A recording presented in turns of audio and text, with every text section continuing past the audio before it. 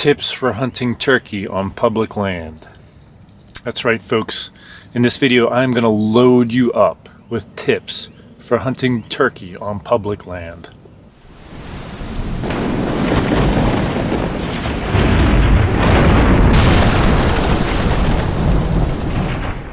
So I'm Sean McVeigh with Sean's Outdoor Adventures, and if you followed my channel at all, you know that I do a lot of public land hunting. And so in this video, I'm going to give you a whole bunch of tips on hunting turkey on public land, because it's not easy. You've got competition, and so you need an edge.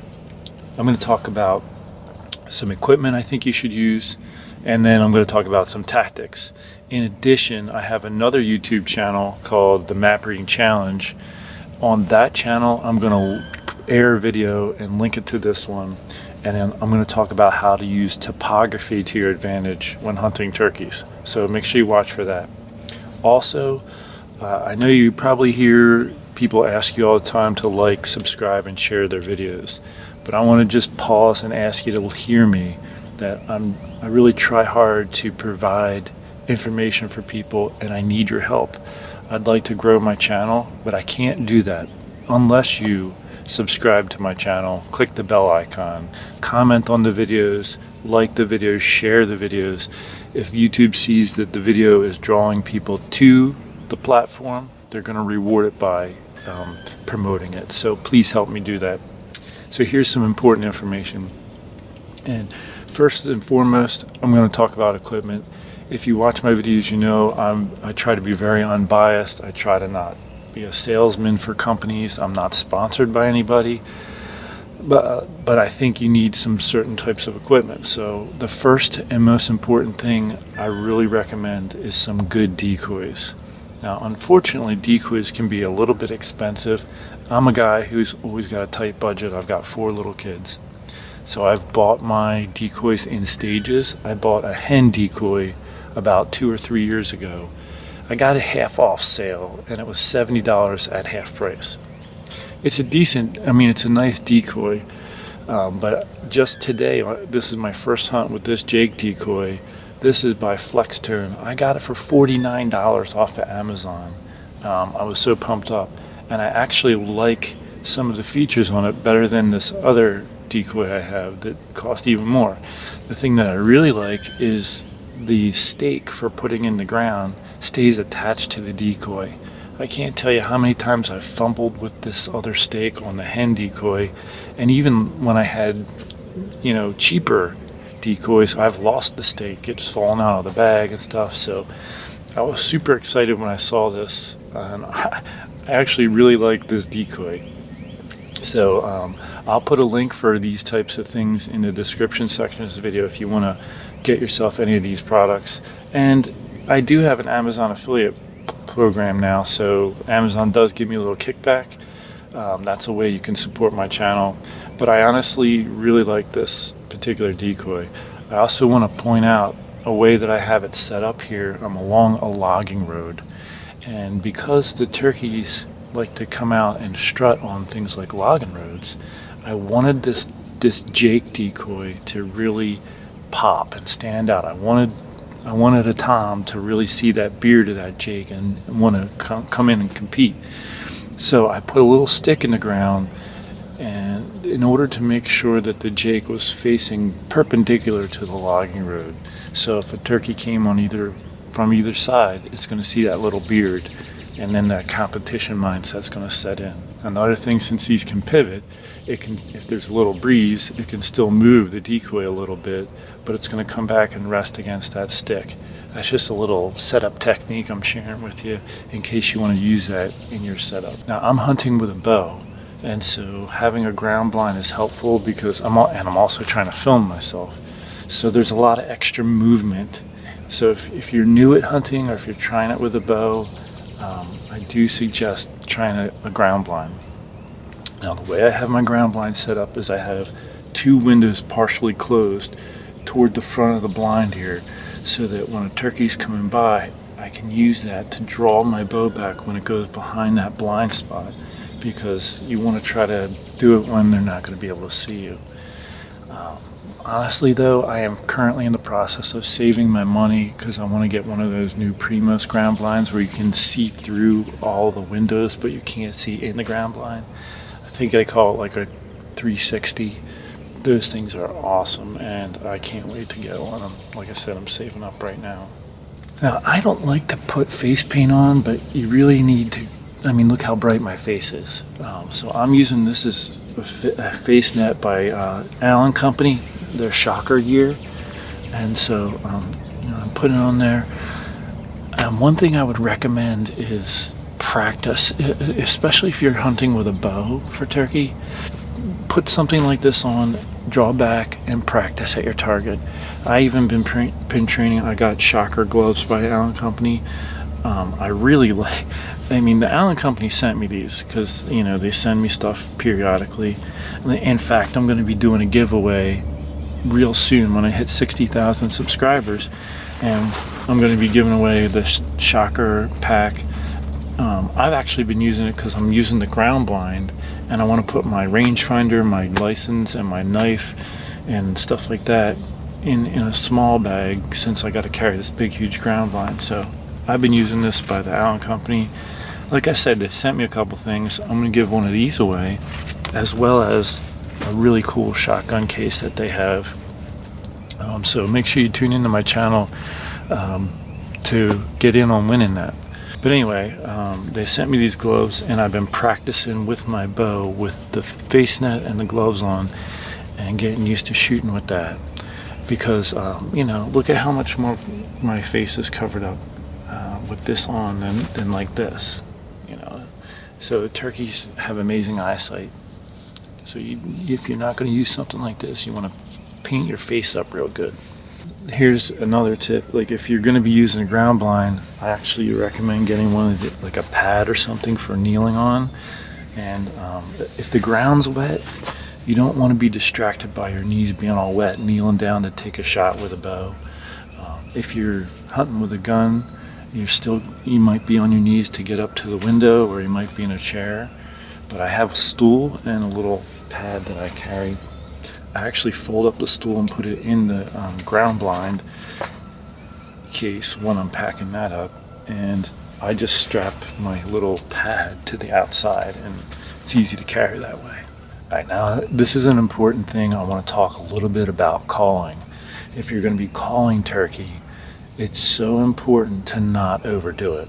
So yesterday I hunted this exact area, and I had 3 different birds going. I almost got a shot at 2 different birds. I just couldn't seal the deal.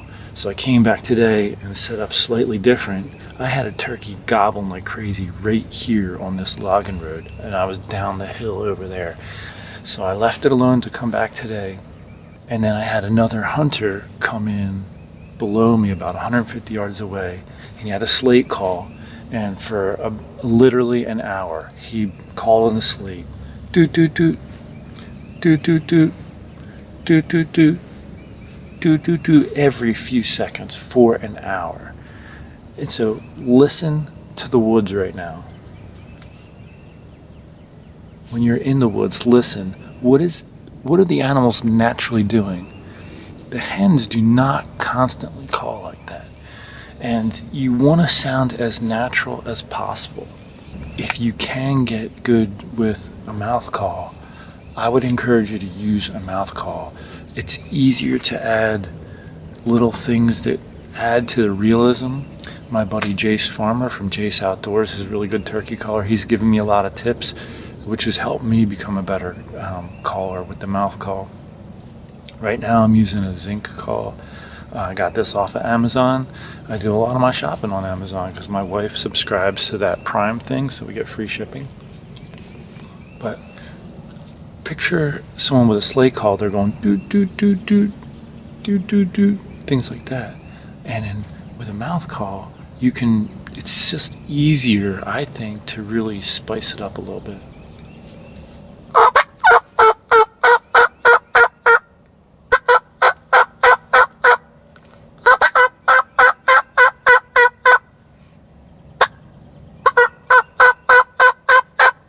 Just putting those little things in there, it does help add realism. You know, it sounds so much more realistic than do do do do do do do do do with the slate call. And so you're going to have birds being more responsive. So a couple things with the calling then, if you can work on doing a mouth call, I would encourage you to do that. I'll probably do another video. I do have a video on how to call with a mouth call, but I want to redo it. So keep an eye out for that. But the other important thing is just don't call too much. So that guy called constantly for an entire hour, and it just ruined the woods. Like, that's why I'm even recording this right now. It's because the woods are shot. But yesterday, I even messed up on a bird and still almost called him back and shot him. So what happened was, I came over to work the bird that I set up on today, and I spooked it trying to get set up. And then I heard another one gobble, maybe 200 yards that way. So I went to sneak over to try to get closer to him. And I basically messed up on him too. I tried to get a little too close, and he shut up. And he probably kind of ran off a little bit. But I set up the ground blind anyway, which that in itself, if you're running and gunning, that's when you leave the ground blind alone and just try to set up. I tried to set it up so I could film and everything, and it was a little too noisy. And I just sat there for a half hour. I did not call for 30 minutes. And then I started real soft again, and that turkey started gobbling like crazy about 150 yards away. And I just waited. I waited about 5 minutes. I called again. He was a little closer. This time I only waited about 30 seconds, called again. He was coming. He was like within 70 yards the last time. So I stopped calling, and I had a decoy set out in front of me so that, you know, there was a long logging road over there. And he came over, and he just saw my setup. He saw the ground blind, and I had just spooked him, so he knew something wasn't right, and he wouldn't come in after that.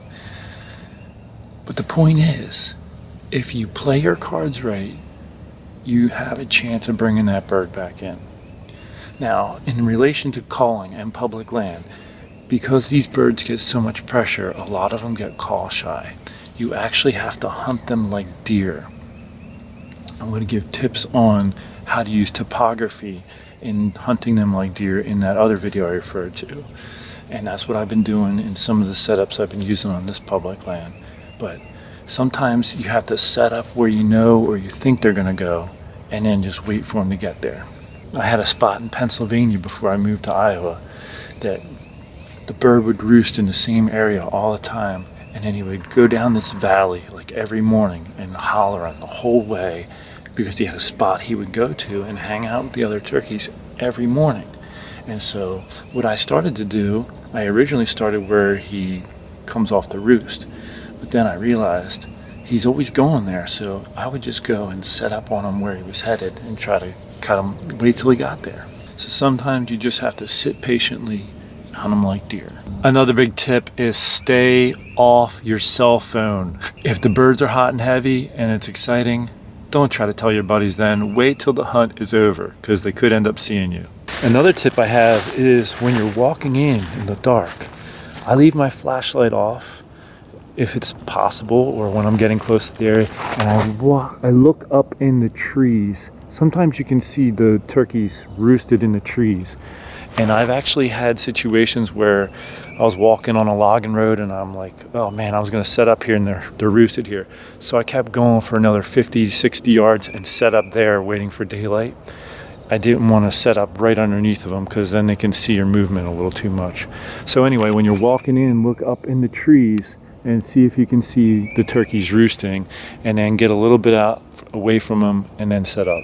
Another piece of equipment that is helpful, especially if you're trying to film yourself and you're using a bow, is I use a little GoPro bike handlebar mount, and mounted a GoPro Hero 7 right there on my bow, and that gives you a lot of help when you're filming yourself.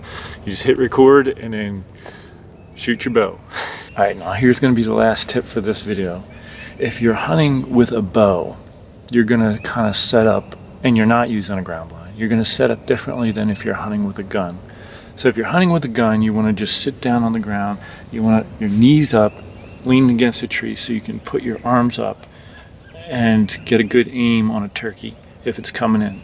With a bow, you want to be able to draw your bow back without the bird seeing you. So you actually want to be around the opposite side of the tree and wait for the turkey to, walk behind a tree on its way in to draw your bow back.